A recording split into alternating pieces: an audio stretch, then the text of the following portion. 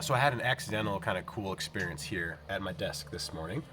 I regularly, when I'm working on doing summer work and other work here, I'll find I've got some different resources here on YouTube, and then I listen to some worship music or different things. And today, what I turned on is one of my regular resources. However, they are singing this morning in Spanish, um, and I almost turned it off. Like I don't understand the words, right?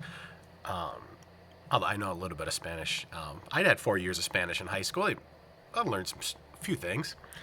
Anyway, and um, I just got distracted because I realized that you can see the blow up rooster. That was from a sermon prop a while ago. Anyway, um, but I almost turned off because I'm like, well, I don't really speak Spanish very much. But then I just left it on because I was busy working on other things. And then I noticed something that was really cool that was happening is it's melodies that I know, and so I was hearing, like, in my head the English words to the song because I know the words of the song, while also hearing the Spanish words, and it's like I was able to, like, sing with them in my head while we're speaking different languages. And I don't know, it just was a cool thing, and it also was there's something cool about what's going on here because it reminds me that like this worship song and the message, especially that's at the center of the worship song, the gospel message, is not English specific.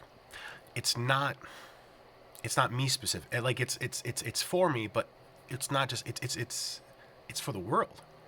Like the picture in Revelation is that when we're all standing together and we're all and everyone who's right with God through faith in Jesus, everyone when we're standing there at the resurrection and Jesus is returned and all things are set right, like the pictures of people from every tribe and nation and tongue, language, all together, like the picture is of people singing and worshiping God in Spanish, in Chinese, in whatever, in all these different languages from all these different cultures, and it just is a really important, very special reminder for me of that today. And it's a special reminder because sometimes I think we put ourselves way too much at the center of the story. Like it's very specific to our time and our day, and we kind of can act like we're the center of the story. And the reality is, we are not the center. Jesus is at the center. This is God's story. This is God. It's God who created the world for His purpose. We broke the world, but Jesus came to restore the world, to restore our relationship with God, to live the life we were meant to live, to lay it down, to die, to rise again, to restore our relationship with Him, so then we could carry out God's purpose, fulfill God's plan. God's carrying it all out through us, and it's really His story. And it's a story He started writing a long, long time ago. It's a story that He's been carrying it out throughout the world. And it's a story that He will continue to carry out going forward. And we get to embrace the beauty of being part of a story that is a lot bigger than us. I sometimes, like, part of it, like, what I love about going out, like, and it seems like I'm jumping here, but it'll tie. And, like, I love going out to the woods, or I love going out to, like, a big hill, and I love looking around and just seeing, like, the beauty of a mountain. It's something, there's something special about being out in something that is bigger than you. Well, we talk often about God having a plan for my life, but your life is a part of God's plan.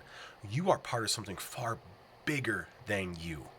And you know what? It's great to know that God's got something for you, but it's even more beautiful to stop to recognize that you are part of something bigger than you. You're part of His plan.